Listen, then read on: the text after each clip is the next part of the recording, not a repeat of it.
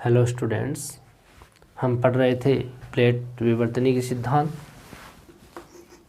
हमारा टॉपिक था प्लेट विवर्तनी के सिद्धांत। इस सिद्धांत में हमने मुख्य प्लेटों की बात की, जिसमें प्रशांत प्लेट है, उत्तरी अमेरिकन प्लेट है, दक्षिणी अमेरिकन प्लेट है, यूरेशियन प्लेट है, African plate, Indo Australian plate, Antarctica plate.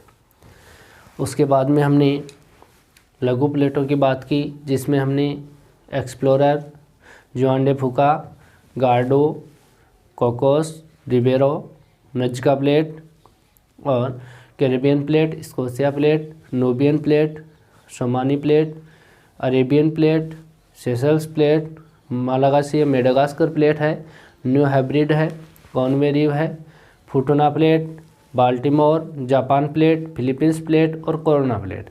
इन प्लेटों की हमने चर्चाएं की हैं। उसके बाद में हमने इन प्लेटों के किनारे वाले क्षेत्रों की बात की, जहां पर हमने 3 प्रकार के किनारे पढ़े हैं: अपसरण किनारा, अभिसरण किनारा और संरक्षी किनारा। जिसमें चर्चाएं चल रही हैं। अपसरण किनारे की हमने बात कर ली है और अभिसरण किनारे की हम बात कर रहे थे। हमारा टॉपिक था इसमें अभिसरण किनारा, अभिसरण किनारा।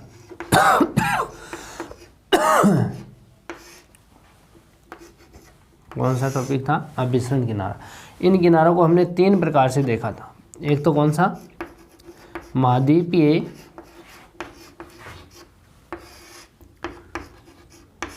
महाद्वीपीय प्लेट का अभिसरण हो,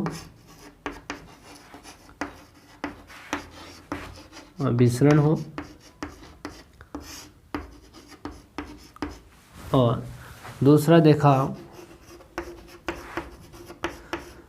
महासागरीय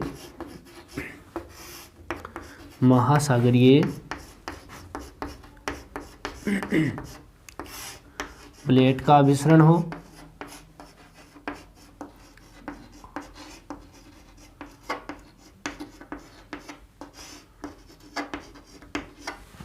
और तीसरा है महाद्वीपीय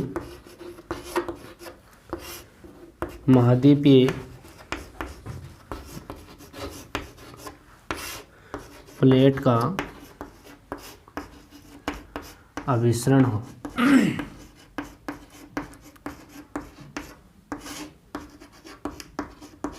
ठीक है, ये 3 प्रकार के किनारे बनते हैं अपसरण किनारे में।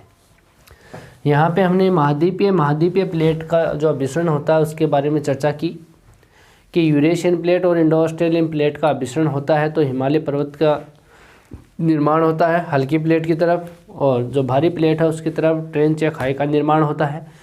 जहाँ हिमालय फ्रंट फॉल्ट है वहाँ पर आज भारत का उत्तर का विशाल का मैदान निर्मित हुआ है। उस ट्रेंच या खाई में मलबे के जमा होने से ये बात हो गई हमारी महाद्वीपीय। इसके अंदर भूकंप भी आते हैं, ज्वालामुखी के अंदर भी बनते हैं। ठीक है, ये स्थलाकृतियाँ बनती है वहाँ पर।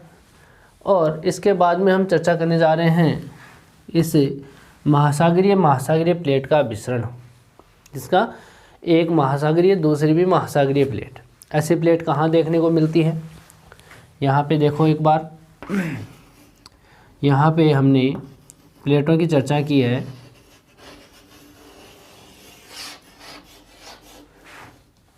जिसके अंदर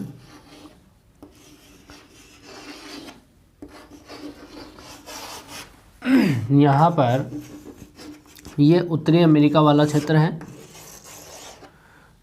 ठीक है, उत्तरी अमेरिका दक्षिणी अमेरिका वाला पार्ट है। इसमें कहें तो ये जो प्लेट है ये प्रशांत प्लेट थी। कौन सी प्लेट थी ये? प्रशांत प्लेट। इस प्लेट को क्या कहते हैं? प्रशांत प्लेट कहते हैं। महासागरीय प्लेट है। दूसरी महासागरीय प्लेट, यहाँ पे हमने लघु प्लेटों की बात की जिसके अंदर यहाँ पे जापान प्लेट है जिसमें 4 द्वीप हैं। कौन कौन से हैं 4 द्वीप? ये जो द्वीप है ये है होक्काइडो, ध्यान में रखना, इसको बहुत बार क्वेश्चन आ जाता है इसके बारे में। होक्काइडो, ये द्वीप है वो है होन्शु, कौन सा है, होन्शु द्वीप। और ये है शिकोकू, शिकोकू। और ये जो द्वीप है ये है क्यूशू, क्यूशू। इन 4 द्वीपों से मिलकर के बना हुआ है जापान। कौन सा, जापान देश। 4 द्वीपों से मिलकर क्या बना है, जापान देश बना हुआ है। यहाँ पर इसके ये जो प्लेट है जापान सागर वाली, ये वाली, इस प्लेट को यहाँ पे जापान प्लेट कहते हैं। ये लघु प्लेट है। कौन सी प्लेट है ये, लघु प्लेट। ठीक है, मैंने कहा था एक हल्की प्लेट होगी तो एक भारी प्लेट होगी, दोनों में टकराव होगा तो भारी प्लेट उसके नीचे सबडक्शन करेगी। यहाँ पे ये भारी प्लेट है, ये भारी भारी प्लेट है, ये हल्की प्लेट है। ये कैसी प्लेट है, ये हल्की प्लेट है। इस प्लेट को हमने नाम दिया यूरेशियन प्लेट। क्या नाम दिया, जापान प्लेट। ये कौन सी है, जापान प्लेट। और ये प्लेट कौन सी है, प्रशांत प्लेट। सॉरी,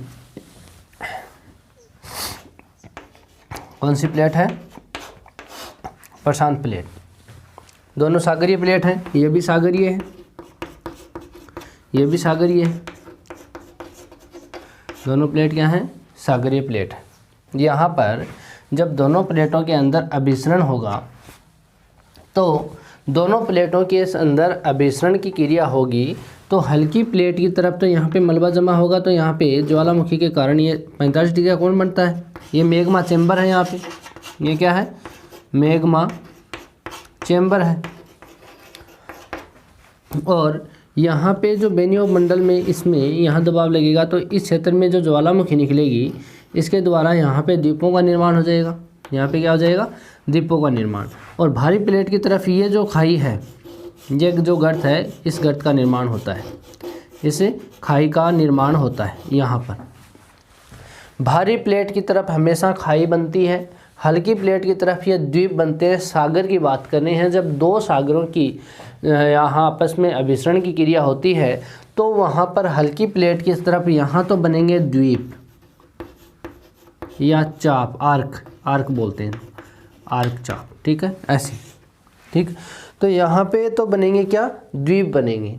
और यही बात है अगर यहाँ महाद्वीप की होती तो यहाँ पर्वत बन जाता, वलित पर्वत बन जाता।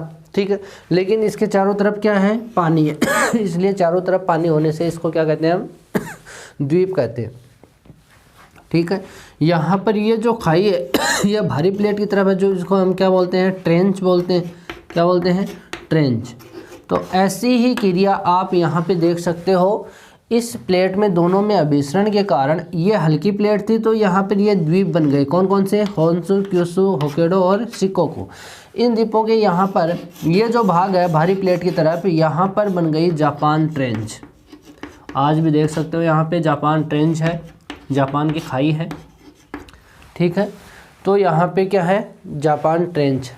ऐसी ही बात हम यहाँ पे फिलीपींस द्वीप समूह है, फिलीपींस प्लेट है, उनको देख सकते हैं। यहाँ पे इस फिलीपींस द्वीप यहाँ तो बन गए, हल्की प्लेट है ये, इसकी तरफ तो द्वीप बन गई जिसको हम फिलीपींस द्वीप कहते हैं।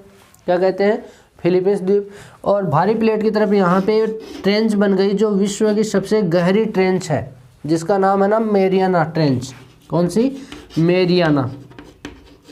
मेरियाना गर्त यहीं पे है, मेरियाना गर्त इन 2 प्लेटों के अभिसरण के कारण बनी हुई है। मेरियाना गर्त जो विश्व की सबसे गहरी गर्त है, जो 11,022 या 33 मीटर, कई बुकों में आपको यहाँ पे 22 भी मिल जाएगा। ठीक है, तो आप इसको ध्यान में रखना। विश्व की सबसे गहरी गर्त है, जो गहरी खाई है, वो महासागरीय प्लेट के अभिसरण के कारण बनी हुई है, जो कहाँ पर है, फिलीपींस प्लेट के पास में।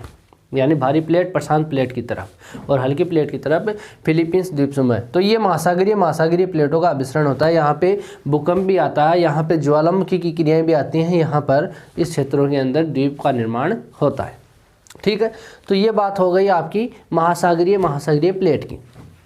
इसके बाद में हम बात करते हैं महाद्वीपीय महासागरीय प्लेट की। महाद्वीपीय महासागरीय, यहाँ पे महासागर।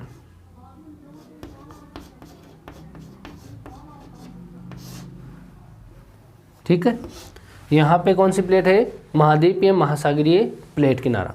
ये जो प्लेट किनारा है, एक तरफ महाद्वीप है, एक तरफ महासागर है, ये आपको देखने को मिलेगा यहाँ पर। उत्तरी अमेरिका महाद्वीप है, ये दक्षिण अमेरिका महाद्वीप है, यहाँ पे प्रशांत प्लेट क्या है? महासागर। दोनों प्लेटें हैं ये। ठीक है, महाद्वीप और महासागरीय प्लेट। वही क्रिया होगी इनमें भी।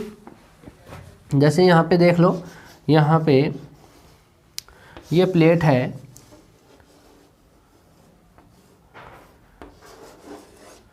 ये जो प्लेट है ये उत्तरी अमेरिका, ये दक्षिण अमेरिका। इसके पास में जो ये प्लेट है, ये कौन सी है? प्रशांत प्लेट है।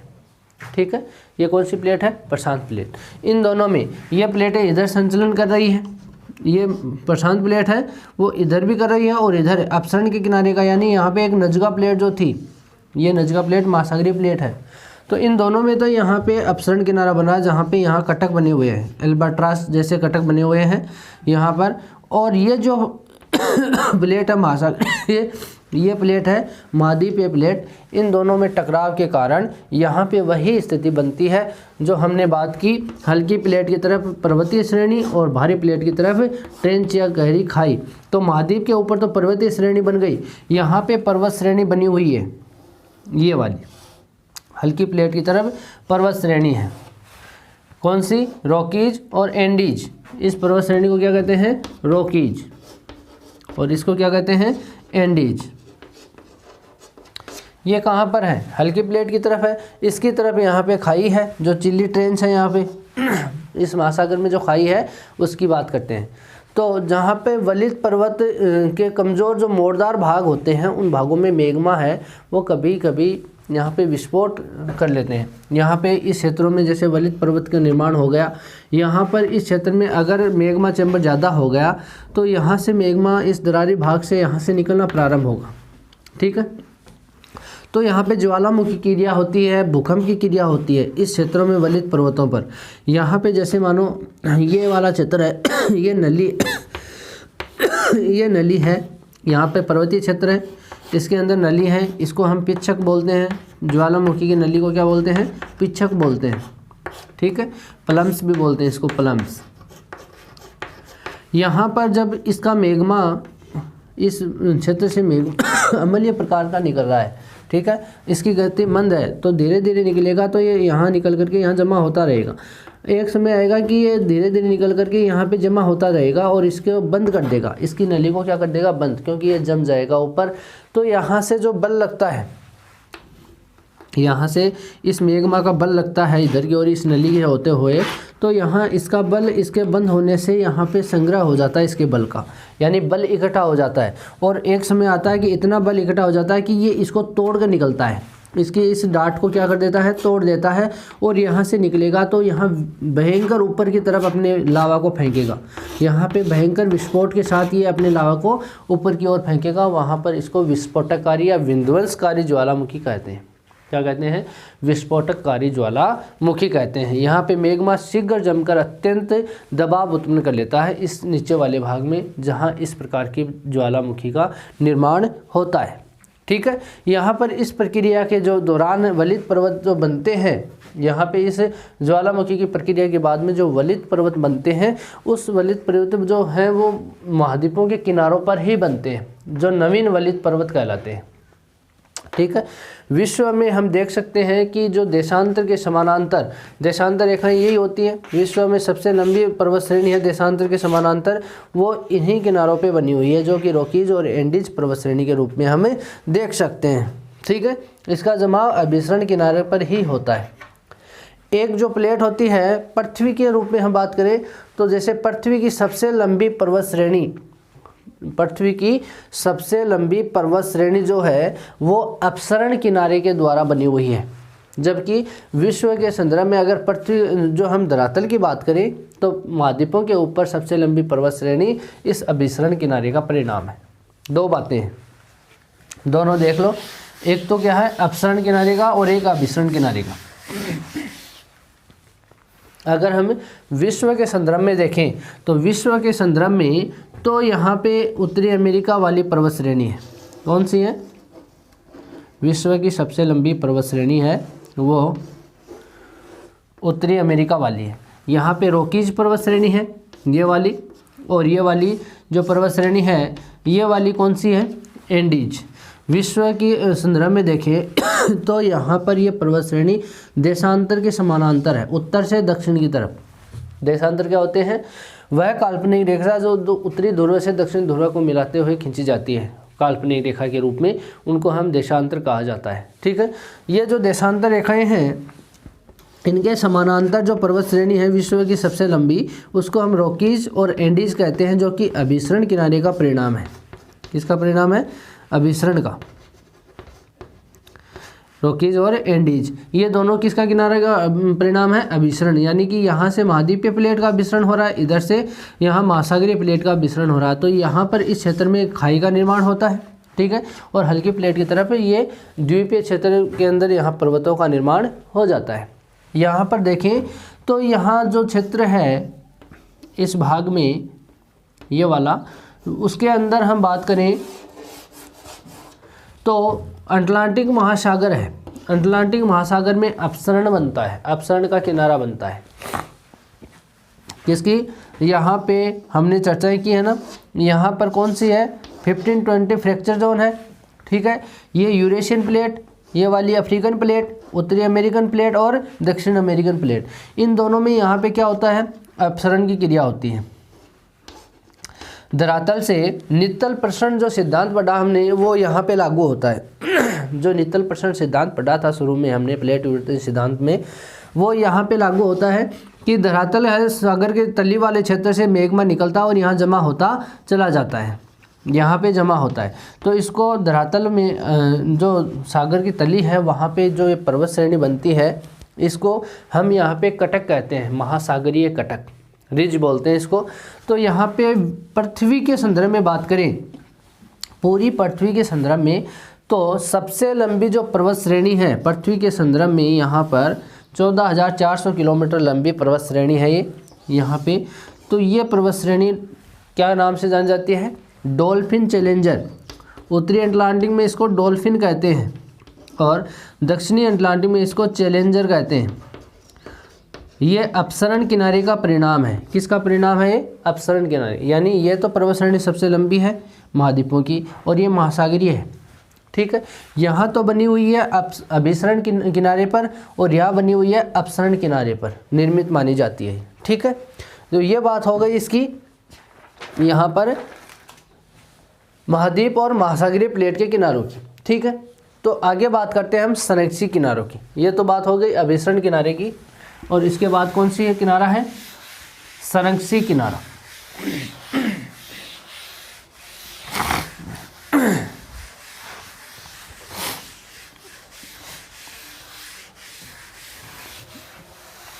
अगला जो किनारा है वो है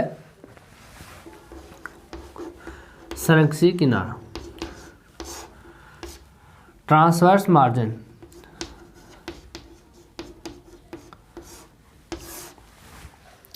ये जो किनारा होता है, जब आंतरिक बल हैं उनके परिणामतः मानो कि जब बल लगता है तो पृथ्वी के जो ऊपरी सतह होती है, धरातल जो होता है, उसमें प्लेटों के मध्य जो परस्पर सरकाव की क्रिया होती है, क्या होती है? सरकाव की। ना तो इसमें अपसरण की क्रिया होती है ना इसमें अभिसरण की क्रिया होती है, उसको हम संरक्षित किनारा कहते हैं। जैसे मानो यहाँ पे एक दूसरे की तरफ यहाँ पे खिसकाव होता है, आपस में टकराते नहीं, आपस में दूर नहीं जाते, ये दोनों नहीं होते, केवल इसमें सरकाव होता है।